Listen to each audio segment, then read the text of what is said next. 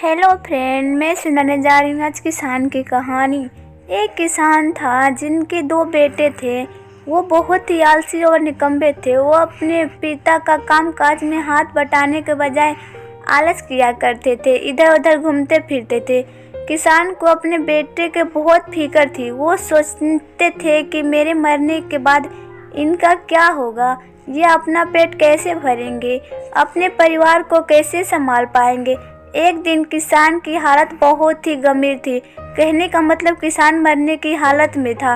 तभी किसान ने अपने दोनों बेटों को बुलाकर उसने कहा कि हमारे खेत में एक खजाना गड़ा हुआ है, लेकिन वो किस जगह है उनकी जानकारी मुझे भी नहीं है, लेकिन खोदने के बाद तुम्हें वो खजाना मिल जाएगा।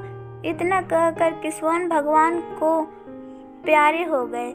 खजाने की खबर सुनकर दोनों बेटे के मन में लालच आ गया और वो दोनों खेत पर चले गए और खेत को खोदने लगे। खजाने के लालच में कुछ ही दिनों में पूरे खेत को खोदने के बाद वो घर जाकर बैठ गए और वो अपने पिता को कोसने लगे। इसी तरह कुछ महीने बीत गए और वर्षा ऋतु का आगमन हुआ। किसान के बेटे के पास पेट भरने के लिए सिर्फ एक ही जरिया था, वो है खेती। तब बाकी किसानों की तरह किसान के बेटे ने खेत के बीज बोने शुरू कर दिए। वर्षा का पानी आकर वो बीज अंकुश हुए और देखते ही देखते खेत लहराने लगा।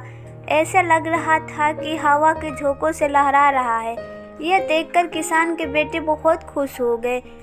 उनको समझ आ गया कि परिश्रम ही सच्चा धन होता है और वो उसी तरह से अपने पिता के शब्दों को मोल भी समझ गए और अपने काम काज में लग गए।